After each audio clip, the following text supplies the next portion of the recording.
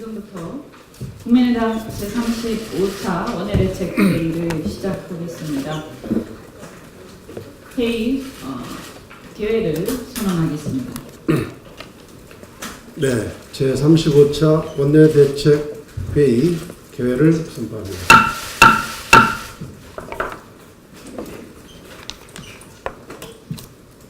네, 원내대표님 모든 말씀이 있으시겠습니다.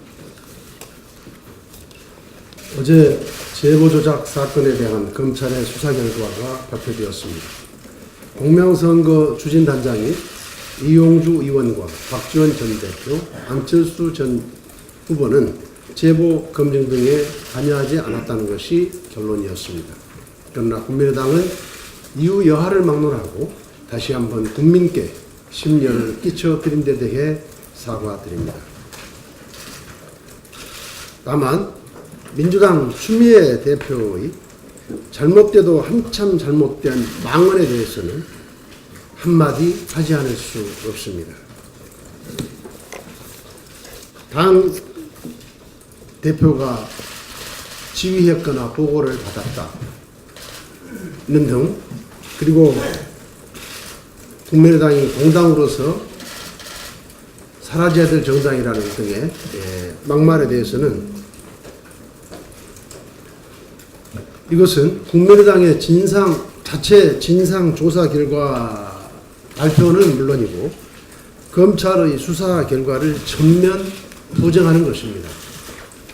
자신이 사건 조사 초기부터 사실상 검찰총장 행세를 하며 검찰의 수사에 수사 지침까지 제시했던 분으로서 정작 검찰의 수사 결과 발표는 믿지 못하는 이중적 행태라고 생각합니다.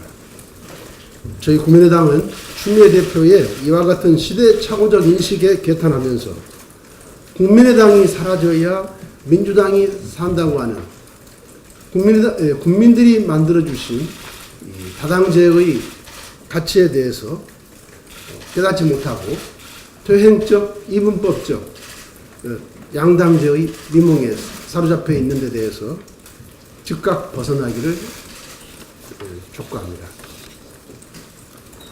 정치교체와 시대교체를 위한 10대 개혁과제, 오늘은 그 세 번째로 지방분권 개헌에 대해 말씀드리겠습니다.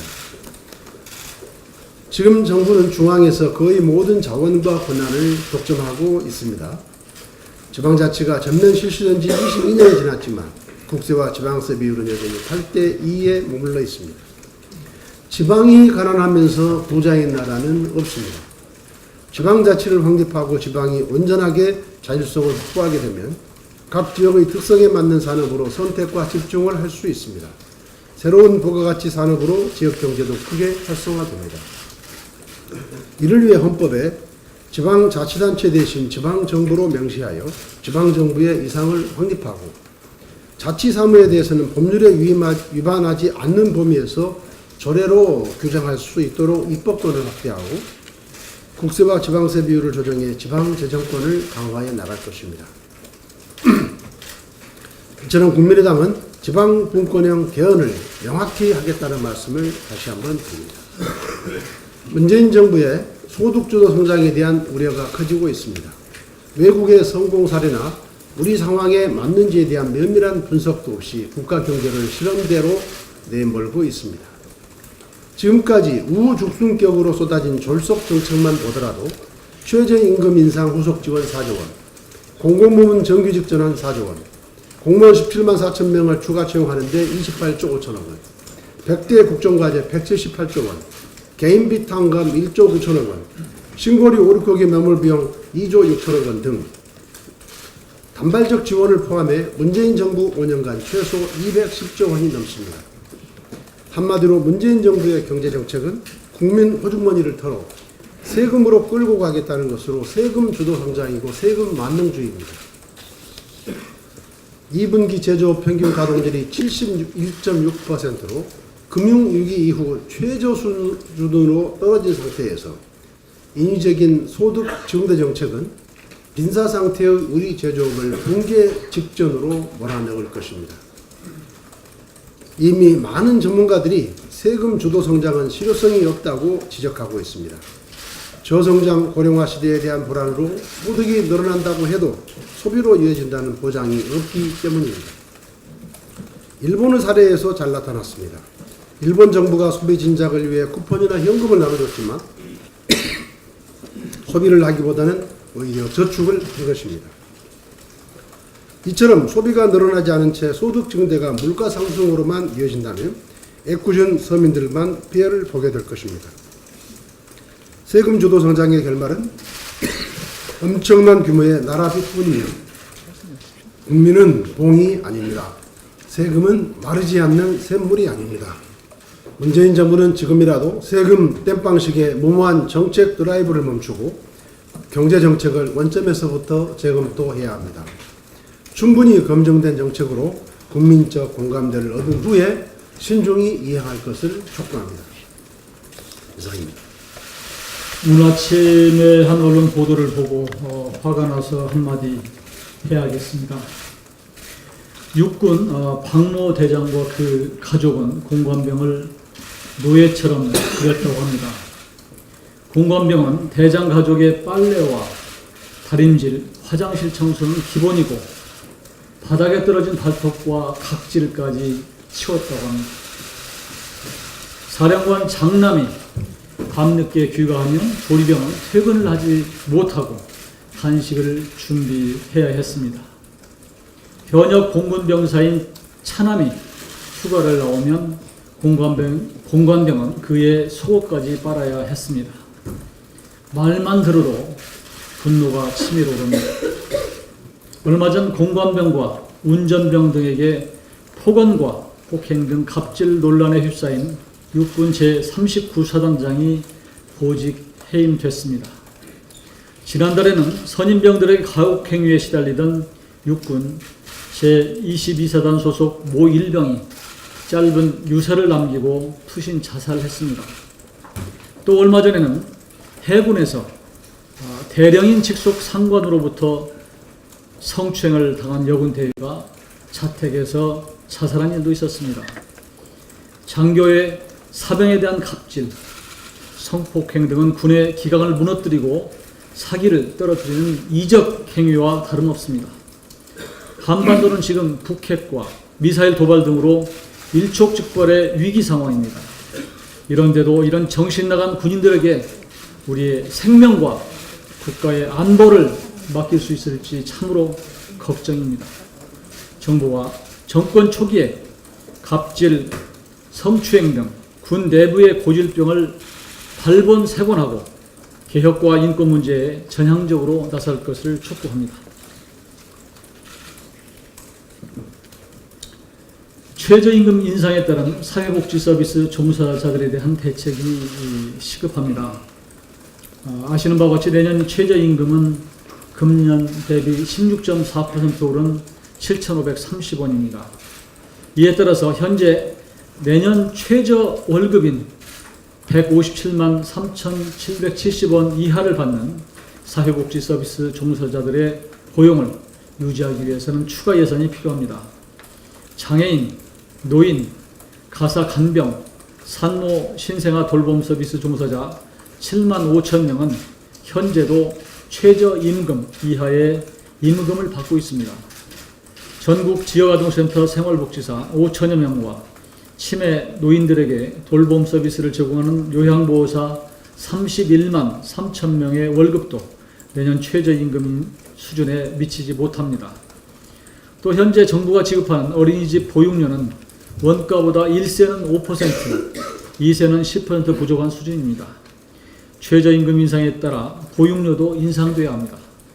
가장 비중이 큰 장애인 활동 지원 서비스는 시간당 단가가 9,240원입니다. 일반적으로 단가의 75%가 인건비, 25%가 시설 운영비로 사용되는데 서비스 단가 인상 없이 최저임금이 올라가면 기관 운영 자체가 어려워집니다. 때문에 장애인 활동 지원 서비스 예산도 또한 늘려야 합니다. 최저임금 인상을 성공적으로 정착시키고 온기가 골고루 퍼지게 하기 위해서는 정부는 정책의 사각지대가 없는지 주도 면밀하게 살펴야 합니다. 사회복지 서비스 종사자들과 관계기관에 대한 조속한 예산 대책을 촉구합니다. 이상입니다. 어제 그 이유미 사건 형사적으로는 1달러이 되었습니다만 형사적으로는 1달러이 되었다고 하더라도 앞으로 해결해야 될 일이 많이 있다 이렇게 생각합니다. 그래서 우리 국민의당은 이 사건의 형사적 문제가 일단락되었다고 하더라도 끝까지 이 문제에 대해서 성찰하면서 무엇이 우리한테 부족한지를 살펴보고 앞으로 더 나은 모습을 보여주기 위해서 노력하겠습니다. 새로운 길을 만들어내는 그런 방안에 대해서도 많은 분들이 고민을 하고 계십니다. 사드 배치와 관련해서 한 말씀 드리겠습니다. 국가 지도자는 국민들에게 우리의 현실을 솔직하게 말하고 지혜로운 해법을 설득할 수 있는 그런 용기가 필요하다고 생각합니다. 인기에 연연해서 포퓰리즘에 빠져서 단기적 인기에 연연해서 듣기 좋은 말만을 반복해서는 안 됩니다. 왜냐하면 결국 그 피해는 국민들이 고스란히 입게 되기 때문입니다. 사드 배치 문제에 대해서 대선 때 문재인 대통령께서는 지지층의 반대를 의식해서 마치 사드 배치를 철회할 수 있는 듯이 말씀을 많이 하셨습니다. 실상 우리의 현실에서 이미 결정된 그 배치를 철회하는 것이 사실상 불가능한 상황이었는데도 불구하고 오히려 민주당은 책임 있는 태도로 비난을 무릅쓰고라도 입장을 바꾼 우리 국민의당을 비판하기에 급급했습니다. 집권 이후에도 민주당은 솔직하지 못하고 여전히 환경영향 평가를 핑계대면서 배치를 임시 배치 우는 이렇게 얘기를 하면서 하고 있습니다. 또 그동안 이 배치를 늦추는 사이에 미국과 중국 그리고 국내 여론의 눈치를 보다가 결국은 어떻게 되었습니까? 미국과 중국의 신뢰도 다 잃고 이제는 북한을 핑계로 전격적으로 배치를 추진하게 되었던 것입니다. 솔직해야 한다고 생각합니다. 국민께 책임 있는 자세로 이런 중요한 문제들은 소통을 해야 한다고 생각합니다. 계속 마치 그 환경영향 평가를 얘기를 하면서 배치를 철회할 수 있는 듯한 그런 얘기나 어떤 그런 언행을 보이는 것은 사드 배치를 반대하는 분들이나 그쪽 지역의 주민들에게도 사실상 희망 고문에 불과합니다. 오히려 더 잔인한 일이라고 생각합니다. 송 장관께서는 환경영향 평가가 사드 배치를 결정을 바꾸는 것은 아니다. 이런 또 애매모호한 말씀을 하셨는데 여기에 대해서도 민주당은 명확한 입장을 밝혀야 한다고 생각합니다. 이런 태도들이 한미, 한중 관계의 신뢰만 오히려 떨어뜨리고 결국은 북한의 도발의지만 키우고 있다 이렇게 봅니다. 하루빨리 사드 배치를 둘러싼 논란을 종식시키고 국민들에게 다음 사항을 책임있게 답해야 할 것이라고 봅니다. 첫째, 사드 배치가 불가피하다면 이에 대해서 명확하게 대통령께서 입장을 밝히시고 대외적 관계의 안정화를 위한 대책을 수립해야 할 것입니다. 그리고 임시 배치가 무슨 뜻인지 말씀하셔야 될 겁니다. 또한 환경영향 평가 결과 문제가 있다고 나오면 그 배치를 과연 철회할 것인지 명확하게 답해야 할 것입니다. 아니면 평가 결과 문제가 있다고 나왔을 때 송 장관의 얘기처럼 배치를 철회한다는 것이 아니라면 어떤 것을 말하는 것인지, 그러면 주민들의 어떤 이주와 혹은 거기에 대한 보상 대책을 세우겠다, 이런 의미를 말씀하시는 것인지도 좀 명확하게 해서 더 이상 이 문제를 가지고 공론이 분열되지 않았으면 좋겠습니다. 국민의당은 이 남북 문제, 대북 문제에 대해서 이제 제3의 길을 모색하고 있습니다. 지난 일요일 날 비대위원장께서 말씀을 하셨습니다만, 지금까지 제1의 길이 한국당이 그동안 추구해온 남북 대결 중심이었다면, 제2의 길은 민주당이 그동안 추구해온 남북 대화 중심이었을 겁니다. 이제 제재와 대화를 병행하면서 우리가 처한 현실적 구도를 인정하고 기존의 어떤 이념적 잣대에 치우치지 않은 제3의 길을 찾아가야 할 것입니다. 우리 국민의당이 대북 정책에 있어서도 이 제3의 길을 찾아서 이념보다는 국익과 국민들의 이익에 가장 부합하는 길이 무엇인지 우리가 처한 한반도 속에서 그 답을 찾겠습니다. 금융회사 대주주 적격성 심사의 문제점을 지적하도록 하겠습니다.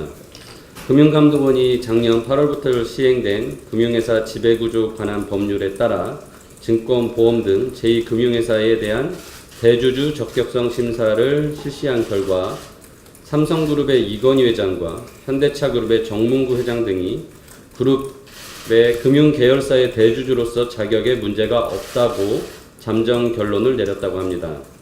그런데 이미 알려진 바와 같이 이건희 회장은 2014년부터 현재까지 의식불명 상태로 회사 경영에 일처 관여할 수 없으며 사실상 영향력도 행사할 수 없는 상황입니다. 현행 금융회사 지배구조법에 따르면 이건희 회장을 삼성그룹의 금융계열사의 적격성 심사 대상의 대주주로 볼 수는 있겠으나 과연 이것이 금융당국이 법의 취지에 따라 제대로 대주주 적격성 심사를 할 수 있는 것인지 의문을 갖지 않을 수 없습니다. 은행의 경우 대주주 적격성 심사 대상으로 동일인인 최대 주주나 또는 사실상의 영향력을 행사하는 경우에 심사 대상이 되며 이 중 문제가 되는 대주주가 있다면 제재 조치를 취합니다.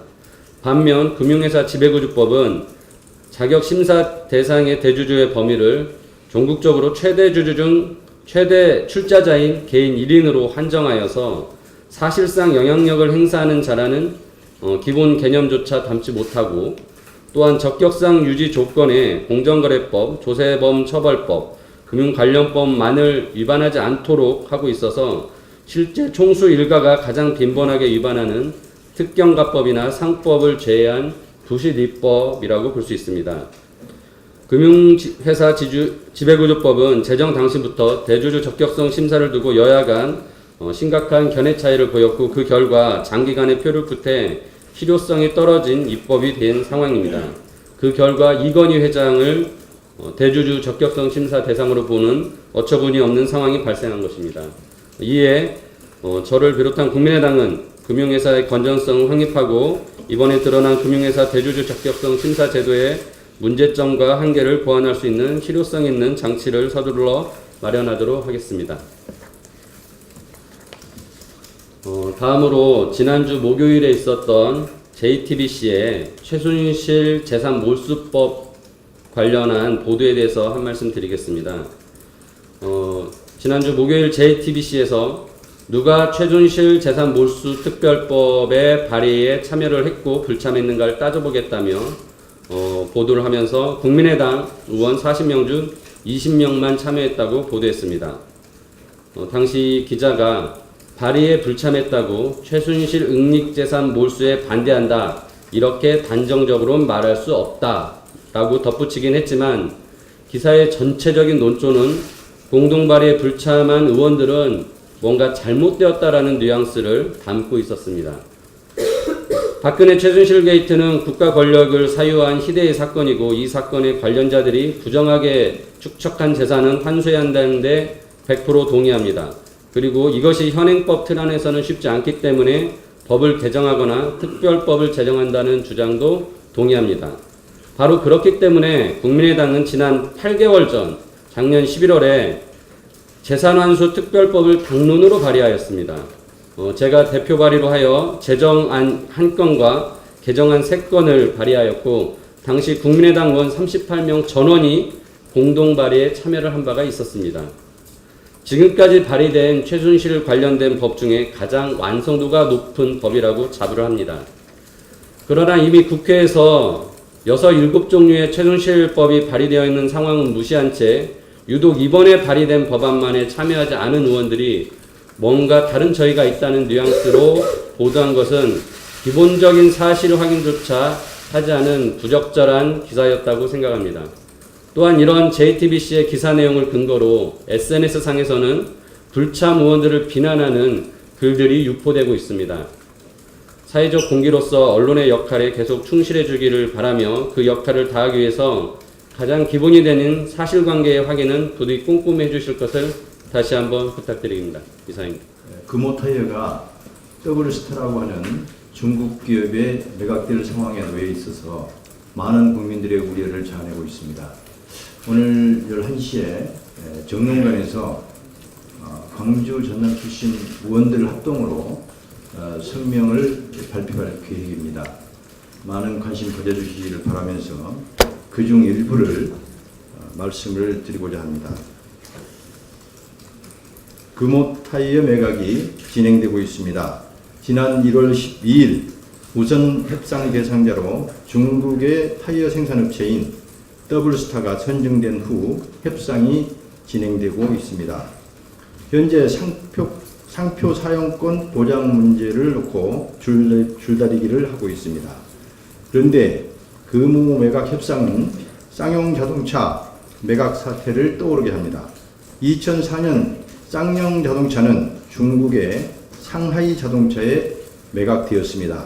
상하이 자동차는 쌍용 자동차를 인수하는 조건으로 1조 2천억 원을 투자하겠다고 약속했지만 경영에 관여했던 4년 동안 단돈 1원도 투자하지 않고 전 차종의 설계도면 하이브리드 신기술까지 빼갔습니다. 그리고 경영 부실을 이유로 법정 관리를 신청하고 빠져나갔습니다. 전형적인 투기 자본, 먹튀 자본이었습니다. 이 쌍용 자동차 매각 사태는 역시 외환은행을 헐값에 매각했던 론스타 사태를 떠오르게 합니다. 그런데 희한하게도 금호타이어 매각 사태에서 쌍용 자동차와 외환은행 매각 사태의 망령이 되살아나고 있습니다. 우선 협상 대상자인 더블스타는 매출과 자산면에서 금호의 6분의 1에 불과합니다.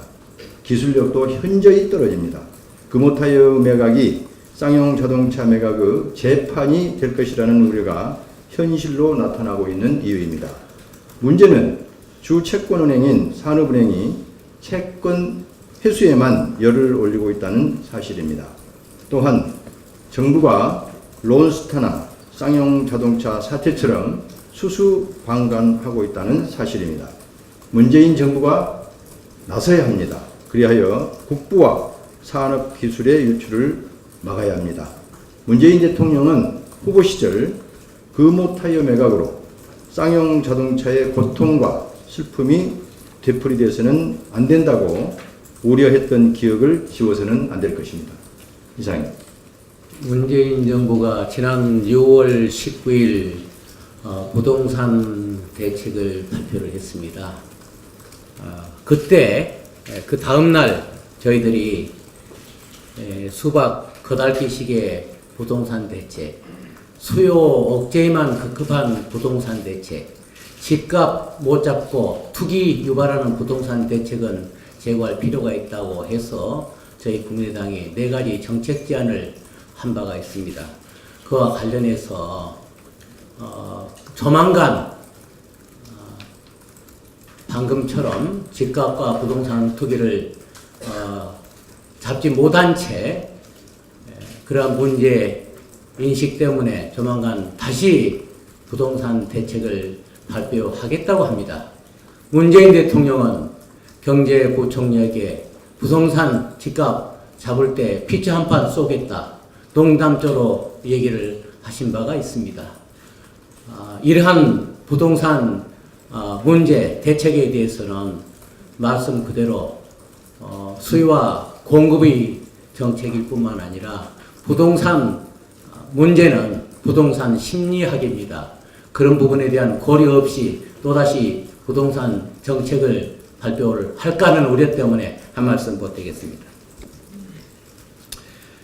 지난 6월 19일 문재인 정부가 부동산 대책을 발표한 지 한 40여일이 됩니다. 그런데 말씀드렸던 집값 급등, 부동산 투기 문제가 되게 되니까 다시 40여일 만에 조만간 부동산 대책을 발표하겠다고 합니다. 말씀 그대로 부동산은 문제는 지금 현재 우리가 취하고 있는 초저금리로 유동성이 풍부하게 몰려 있습니다. 그리고 집값은 계속 오를 것이라는 기대 심리가 작용하고 있습니다. 말씀 그대로 부동산 심리학입니다. 그런 것을 저버린 채 수요 억제 정책만으로는 투기 또 부동산 집값 잡을 수 없다는 말씀을 누누이 드린 바 있습니다. 결국 부동산 투기 잡고 치솟는 집값 잡고 그로 인한 가계부채 문제 해결할 수 있는 방법으로의 방향으로의 정책이어야 된다 하는 말씀을 다시 한번 드립니다. 그래서 지난번에도 말씀드렸던 우리 국민당에서 주장했던 공공 분양 물량 주로 LH공사 지방공급이 담당을 하고 공급하고 있습니다.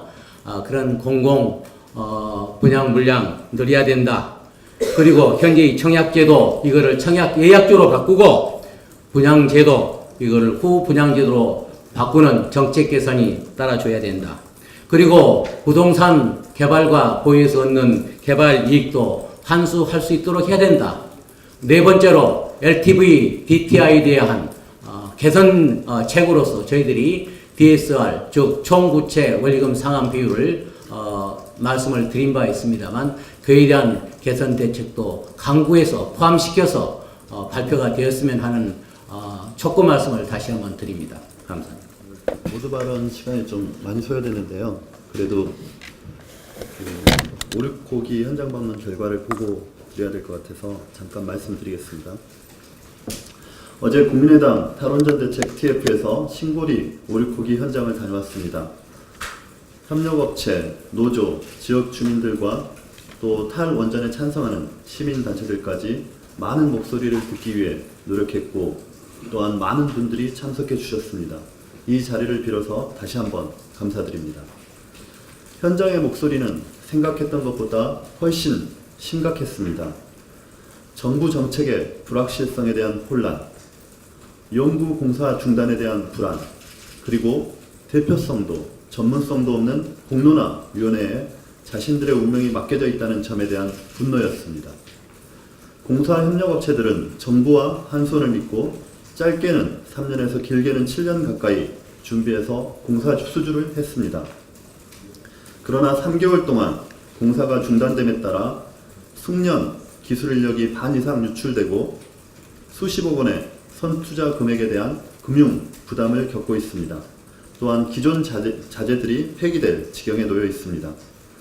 공사가 재개된다고 해도 처음부터 다시 시작해야 하는 상황입니다. 연구 중단이 되면 회사도 직원들도 평생 해온 사업과 기술을 버리고 폐업하거나 이직해야 하는 상황입니다. 정부의 설득에 신고리 오륙고기 건설을 용인했던 주민들은 더욱 망연자실하고 있습니다. 정부 정책이 이렇게 대통령 말 한마디에 바뀔 수도 있는지, 어떻게 수십 년간 정부 정책에 협조하면서 손해를 감당해온 주민들의 의견은 한마디도 묻지 않고 비전문가들의 손에 자신들의 운명을 맡기게 하는지에 대해 분노했습니다. 대한민국은 법치국가입니다. 대통령이라 하더라도 헌법과 법률이 위임한 범위 내에서 헌법과 법률이 정한 절차를 지켜야 합니다. 신고리 오륙고기 건설 중단 절차는 법의 지배를 무시하고 대통령과 정부가 독단적으로 결정했기 때문에 정당성을 얻지 못하고 국민 또한 동의하지 않는 것입니다. 다시 한번 정부에 요청합니다. 이미 건설 허가를 받은 신고리 오르코기 공사를 대통령과 정부가 어떠한 법률에 근거해서 중단할 수 있는지 대답해 주시기 바랍니다. 또한 신고리 오르코기 건설 중단과 관련된 논의의 장은 법적 지위가 없는 공론화위원회가 아니라 국민을 대표하는 국회여야 함을 명심해 주시기 바랍니다. 어제 당정협의에서 문재인 대통령 임기 내에 전기요금 인상은 없을 것이라고 했습니다. 당연합니다. 신고리 오르코기는 원래 2022년 완공 예정이었습니다. 문재인 대통령 임기 동안은 특별한 문제가 생기지 않는 한 전력 공급에 차질이 없을 수 있습니다. 그러나 에너지 정책은 국가의 근간을 바꾸는 중요한 문제입니다. 임기 내에만 괜찮아서 될 문제가 아닙니다. 임기 후에는 어떻게 되든 상관없다는 무책임한 발상이 아니길 바랍니다. 한 가지 안내 말씀드리겠습니다. 국민의당 탈원전대책 TF에서는 8월 3일 목요일 오전 10시에 국회의원회관 제2소회의실에서 대한민국 원전정책의 바람직한 방향을 모색해 가꾸는 첫 번째 시간으로 신고리 오르코기 건설 중단 공론화의 문제점 토론회를 진행합니다. 언론인 여러분의 많은 관심을 부탁드립니다. 마치겠습니다. 질병관리본부에 따르면 실내 온열 환자의 43%는 집안에서 열사병에 걸린다고 합니다. 폭염 및 장렬하는 한여름에는 집안도 안전하지 못합니다. 에어컨이 없거나 있어도 전기세 폭탄이 들어온 어르신들이 지하철에서 더위를 피한다고 합니다. 무더위 쉼터가 있는데도 어르신들이 목적지도 없이 지하철을 타고 낮 시간을 허비하고 있는 실정입니다. 무더위 쉼터가 제 기능을 못하고 있기 때문입니다. 우선 노인들이 무더위 쉼터를 찾기 어렵습니다. 국민재난안전포털 홈페이지나 안전디딤돌 앱을 통해서만 찾을 수 있기 때문에 고령의 노인들은 접근성이 떨어집니다. 무더위 쉼터 다수를 차지하고 있는 노인회관은 여러 명이 사용하기에 비좁고 기존에 이용하는 회원 위주로 운영되기 때문에 신규 이용자가 접하기 어렵습니다. 가장 큰 문제는 전국에 43,000여의 무더위 쉼터 운영과 지원이 제각각입니다. 운영 지원비의 75%를 지자체가 지원하다 보니 재원이 부족한 지자체는 쉼터 운영이 어려울 수밖에 없습니다. 무더위 쉼터는 더 이상 지자체에만 맡겨놓는 일이 아닙니다. 중앙정부가 직접 지역별 적정한 규모로 운영할 것을 제안합니다. 이상입니다. 네, 감사합니다.